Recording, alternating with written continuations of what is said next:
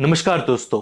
14 दिसंबर को Allahabad high court में justice मेंग Kumar Jain की बेंच ने कृष्ण जन्मस्थान टेम्पल कॉम्प्लेक्शन के केस पर एक बड़ा फैसला लिया, जिसमें उन्होंने कृष्ण जन्मभूमि के परिसर में मौजूद ईदगाह के डिस्प्यूटेड साइट की सर्वे के लिए कोर्ट कमिश्नर नियुक्त करने का ऑर्डर दे दिया, जिसे ईदगाह के प्रीमिसेस में कोर्ट मॉनिटर सर्वे किया जा सके। लेकिन इसका विरोध करते हुए यूपी के सुन्नी सेंट्रल वक्फ बोर्ड और ईदगाह कमेटी ने भी सुप्रीम कोर्ट में याचिका दायर की, जिसमें सर्वे पर स्टे लगाने की मांग की गई। लेकिन सुप्रीम कोर्ट ने इस मांग को सिरे से नकार दिया और इलाहाबाद हाई कोर्ट के द्वारा जारी किए गए मथुरा की शाही ईदगाह मोस्क सर्वे के ऑर्डर पर अपनी भी सहमति जता दी।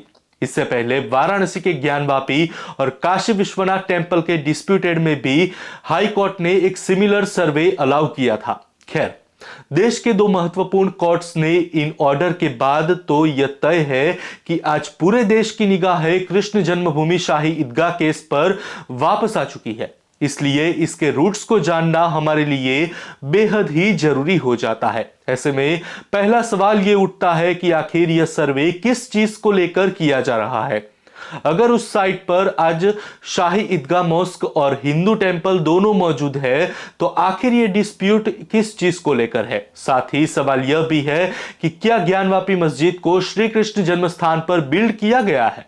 इसके अलावा कृष्ण जन्मभूमि की पूरी कहानी क्या है, यह कहानी सुप्रीम कोर्ट तक कब और कैसे पहुंची, यहां कृष्ण मंदिर और ईदगाह के बीच विवाद क्या है और कौन पहले आया और कौन बाद में, इसको समझने के साथ ही साथ यह भी जानने की कोशिश करेंगे कि क्या अयोध्या के बाद अब मथुरा की बारी आ चुकी है, और अगर हां तो क्या अब हिंदुओं को एक और मंदिर की भेंट मिलने जा रही है। नमस्कार, मैं हूं निशित और आप देख रहे हैं आपका अपना YouTube चैनल नो विथ निशित। दोस्तों, आज के इस वीडियो में हम इन्हीं सब सवालों पर डिस्कस करेंगे और यह भी जानेंगे कि क्या अयोध्या के बाद अब बारी काशी मथुरा की है। हालांकि अगर अभी तक आपने काशी ज्ञानवापी मस्जिद के मुद्दे पर हमारा वीडियो नहीं देखा है, तो अभी आप हमारी चैनल के पेज पर जाकर या तो फिर इस वीडियो के डिस्क्रिप्शन में दी गई लिंक पर क्लिक करके देख सकते हैं, जो कि इस मुद्दे का पहला पार्ट है। लेकिन आज के इस दूसरे पार्ट में हम मथुरा जन्मभूमि विवाद के बारे में डिटेल से बात करेंगे। तो चलिए समय ना गवाते हुए शुरू करते हैं आज का टॉपिक। अयोध्या तो बस झांकी है, मथुरा अभी भी बाकी है। यह कहानी है उत्तर प्रदेश में यमुना नदी के तट पर स्थित कृष्ण की नगरी मथुरा की। अगर इसको शुरू से शुरू करें तो आप सब जानते हैं कि हिंदू पौराणिक कथाओं के मुताबिक मथुरा को भगवान कृष्ण की पूज्य जन्मभूमि माना गया है। जैसा कि हमारी मान्यता है कि भगवान कृष्ण का जन्म मलपुरा क्षेत्र के कटरा केशव देव में राजा कंस के कारागार में हुआ था, जब उनके मामा कंस ने उनकी माता देवकी और पिता वासुदेव को जेल में अपना बंदी बनाकर रखा हुआ था। और ऐसा इसलिए था क्योंकि कंस को यह भविष्यवाणी सुनाई गई थी कि उनकी मृत्यु देवकी के संतान के हाथों होगी। हालांकि कई इतिहासकारों के मुताबिक इस प्रिजन सेल के अराउंड कटरा केशव देव मंदिर को बनवाया गया था। हिस्टोरियंस के मुताबिक यह टेंपल 6th सेंचुरी बीसी में लॉर्ड कृष्णा के ग्रेट ग्रैंडसन वज्रनाभा द्वारा तैयार किया गया था। इस साइट के आर्कियोलॉजिकल एक्सबिशंस के दौरान यहां के 6th सेंचुरी बीसी के पोट्री और टेराकोटा डिस्कवरी की गई है। इन एक्सपेंशंस में यहां के कुछ जैन स्कल्पचर्स और लार्ज बुद्धिस्ट कॉम्प्लेक्शंस मिले हैं।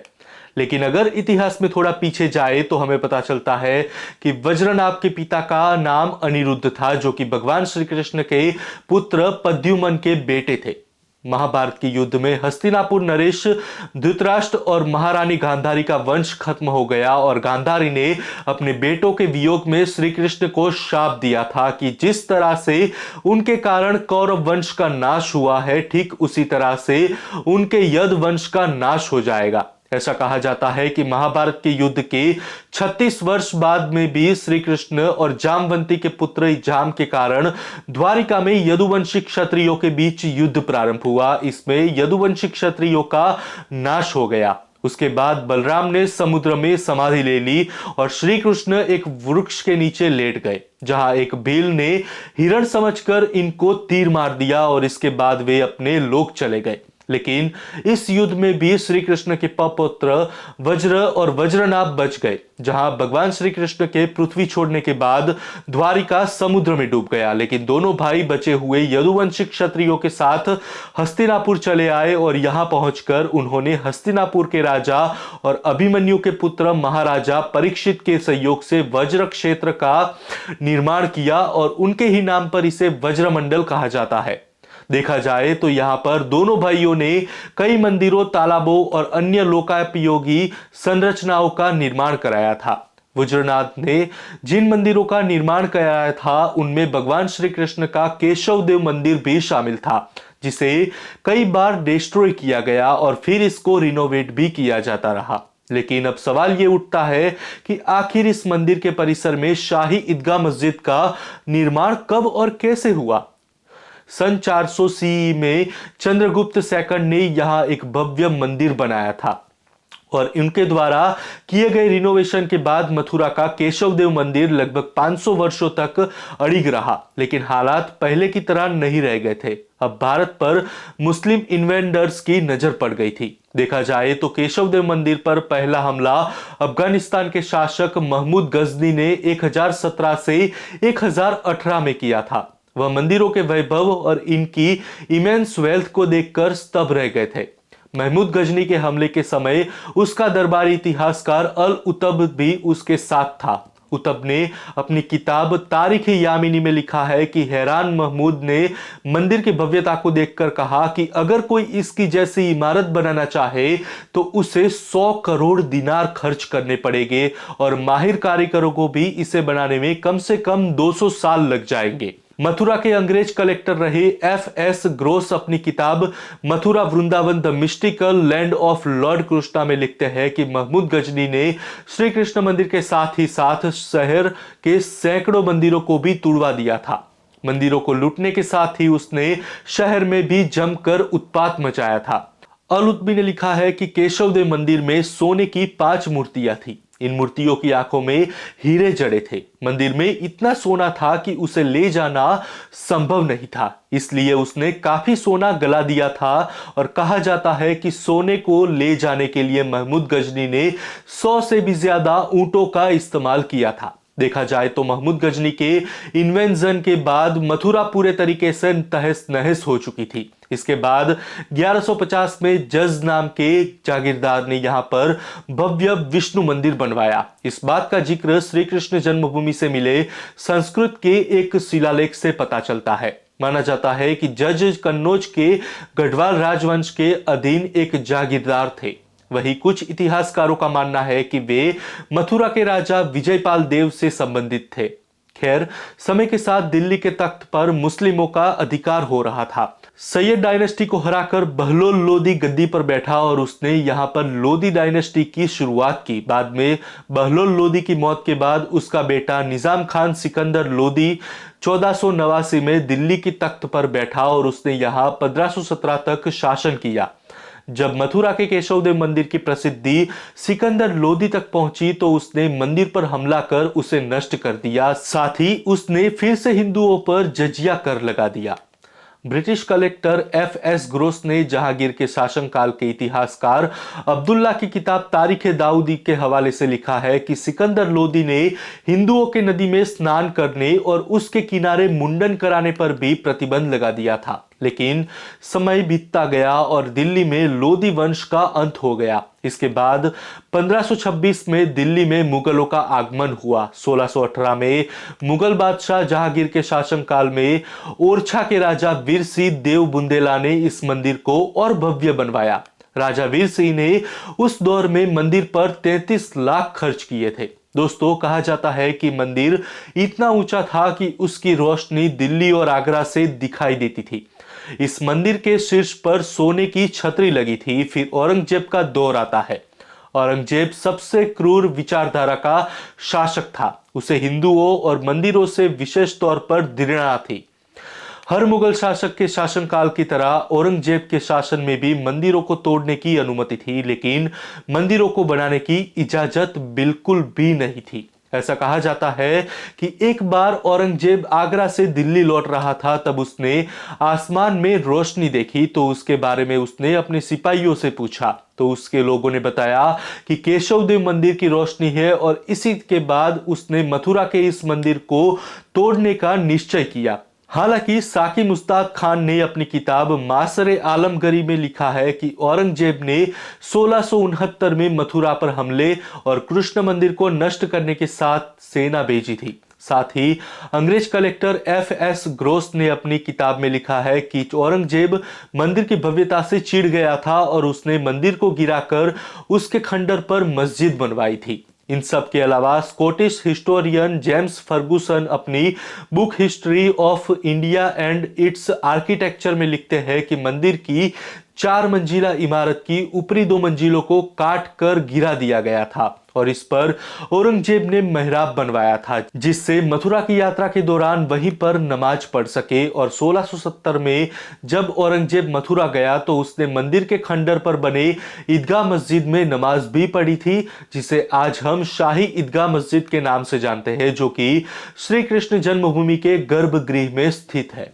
हालांकि देखा जाए तो कुछ रिकॉर्ड यह भी कहते हैं कि जब 1770 में मराठा ने मुगलों को हराया तो उन्होंने मस्जिद की जगह एक बार फिर से मंदिर का निर्माण कराया।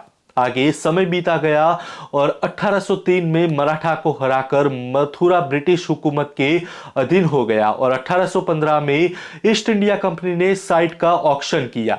यह साइट 13.37 एकर्स में फैली हुई थी, जहां ईदगाह और मंदिर दोनों मौजूद थे, जिसमें इस लैंड को वाराणसी के राजा पट्नीमल ने खरीद लिया। लेकिन 1935 तक यह साइट लगातार डिस्प्यूट का मुद्दा बनी रही। बाद में 1935 में मथुरा के मुस्लिम्स ने साइट पर राजा पट्नीमल के डिसेंडेंट राय कृष्ण दास की ओनरशिप को चैलेंज किया। हालांकि 1935 में इलाहाबाद हाई कोर्ट ने साइट पर वाराणसी के राजा के ओनरशिप राइट्स को स्वीकार किया। इसके बाद 1943 में इस जमीन की ओनरशिप मदन मोहन मालवीय, गोस्वामी गणेश दत्त और भीख कालजी यात्र को सौंप दी गई। इसके पेमेंट इंडस्ट्रियलिस्ट युगल किशोर बिरला के द्वारा की गई। इसके बाद 1951 में इन्होंने कृष्ण जन्मभूमि की साइट पर मंदिर बनवाने के लिए श्री कृष्ण जन्मभूमि ट्रस्ट स्थापित किया और 21 फरवरी 1951 में इसको श्री कृष्ण जन्मस्थान सेवा संस्थान के नाम पर रजिस्टर किया गया। देखा जाए तो जुगल किशोर बिरला ने नई मंदिर के कंस्ट्रक्शन का काम एक दूसरे इंडस्ट्रियलिस्ट जय दयाल दालमिया को सौंप दिया। बाद में अक्टूबर 1953 में मंदिर का कंस्ट्रक्शन शुरू हुआ और यह 1983 में मंदिर आज के प्रेजेंट फॉर्म में बनकर तैयार हो गया। इसके कंस्ट्रक्शन को आगे चलकर जय दयाल दालमिया के एडल्ट सन विष्णु हरि डालमिया और फिर उसके ग्रैंडसन अनुराग डालमिया ने ओवरसी किया। इन सब के अलावा इसके निर्माण में बाकी बिजनेस फैमिली जैसे कि रामनाथ गोइंका का भी कंट्रीब्यूशन रहा। बाद में 1968 में श्री कृष्ण जन्मस्थान सेवा संघ और शाही ईदगाह कमेटी ने आपस में कॉम्प्रोमाइज किया, जिसके तहत टेंपल के लैंड का अधिकार ट्रस्ट के पास ही रहा, जबकि शाही ईदगाह का मैनेजमेंट ईदगाह कमेटी को सौंप दिया गया और इस जमीन का 2.5 एकड़ का एक टुकड़ा ईदगाह कमेटी को दे दिया गया। इंडियन नेशनल कांग्रेस के लीडर गणेश वासुदेव मालवंकर श्री कृष्ण जन्मस्थान सेवा संघ के पहले चेयरमैन थे, जिन्होंने इस कॉम्प्रोमाइज एग्रीमेंट को साइन किया था। लेकिन उनकी इस अथॉरिटी पर लगातार सवाल उठाए जाते हैं। लेकिन 1992 में जब बाबरी मस्जिद का डिमोलिशन हुआ तो उस टाइम वृंदावन के रेसिडेंट मनोहर लाल शर्मा ने मथुरा डिस्ट्रिक्ट कोर्ट के में एक पिटीशन फाइल की, जिसमें उन्होंने 1968 के एग्रीमेंट को चैलेंज किया। वो कहते हैं कि इस जमीन पर कभी मस्जिद थी ही नहीं, मंदिर को तोड़कर उस पर मस्जिद बनाई गई थी। सुन्नी सेंट्रल वक्फ बोर्ड और शाही ईदगाह कमेटी ने places of religious worship act 1990 का हवाला देकर इस पिटीशन को चैलेंज किया। हालांकि आपकी जानकारी के लिए बताते चले कि places of religion worship act 1991 Bharat के सभी प्लेसेस ऑफ वर्शिप को उनके 15 अगस्त 1947 के स्टेटस पर फ्रीज कर देता है। यह फैक्ट एंसाइंट आर्कोलॉजिकल साइट्स पर लागू नहीं है। हालांकि हिंदुओं ने इस एक्ट को भी चैलेंज किया है। इस एक्ट से बाबरी मस्जिद और राम जन्मभूमि को एग्जेम्प्ट किया गया क्योंकि 15 अगस्त 1947 को यह पूरा मुद्दा कोर्ट में जा चुका था। साल 2020 में इस मुद्दे पर मथुरा कोर्ट में बहुत सी पिटीशंस फाइल की गई थी, लेकिन इनको 1968 के कॉम्प्रोमाइज एग्रीमेंट का हवाला देते हुए नकार दिया गया। दोस्तों, सितंबर 2022 में इस पर एक बार फिर से सर्वे की मांग की गई, लेकिन उसको भी नकार दिया गया। वो चाहते हैं कि इस बात पर सर्वे किया जाए कि इस जगह पर शुरू से कोई मस्जिद थी ही नहीं। एडवोकेट विष्णु शंकर जैन, जो हिंदू पिटिशनर्स को रिप्रेजेंटेट करते हैं, उन्होंने अपनी एप्लीकेशन में कहा कि मॉस्क के प्रीमाइसेस में हिंदू टेंपल में lotus shaped pillar characteristics exist करती है। साथ ही यहां पर हिंदू गॉड शेषनाग की भी इमेज देखने को मिलती है। ऐसे में कुल मिलाकर अब पिटिशनर्स का कहना यह है कि कृष्ण जन्मभूमि के प्रीमाइसिस से मॉस्क को हटा दिया जाए, और ऐसा इसलिए है क्योंकि मॉस्क लॉर्ड कृष्णा के बर्थ स्पॉट पर बिल्ड की गई है और वह चाहते हैं कि इस स्थान पर फिर एक भव्य मंदिर का निर्माण किया जाए और इसके लिए पूरी जमीन हिंदू पक्ष को ही दे दी जाए। यह मुद्दा अब एक बार फिर उठा है और इस बार इलाहाबाद हाई कोर्ट ने सर्वे को अलाउ किया है। जब सुन्नी सेंट्रल वक्फ बोर्ड और शाही ईदगाह कमेटी ने इस ऑर्डर को सुप्रीम कोर्ट में चैलेंज किया, तो सुप्रीम कोर्ट ने इलाहाबाद हाई कोर्ट के इस फैसले को सही ठहराया है। हालांकि देखना यह होगा कि इस पूरे डिस्प्यूट का अंजाम क्या होगा, और इस पर सुप्रीम कोर्ट का निर्णय सर्वे पूरा होने के बाद ही सामने आएगा। लेकिन अभी भी परिस्थितियों को देखा जाए तो साफ लग रहा है कि हिंदुओं को एक और मंदिर की भेंट मिलने जा रही है, जहां अयोध्या, काशी और मथुरा की अब दूर नहीं है। तो आज के वीडियो में बस इतना ही। हम आशा करते हैं कि आज का यह वीडियो आपको जरूर पसंद आया होगा। तो वीडियो को ज्यादा से ज्यादा शेयर करें और लाइक करें और अपने कमेंट हमें कमेंट बॉक्स में जरूर बताएं। और अभी तक चैनल को सब्सक्राइब नहीं किया है तो अभी कर दीजिए और बेल आइकॉन भी दबा दीजिए ताकि आगे आने वाले वीडियोस की जानकारी आपको मिलती रहे। तो मिलते हैं अगले वीडियो में, तब तक आप देखते रहिए आपका अपना YouTube channel know with Nishit, unveiling truths empowering minds. नमस्कार, जय हिंद, जय मां भारती।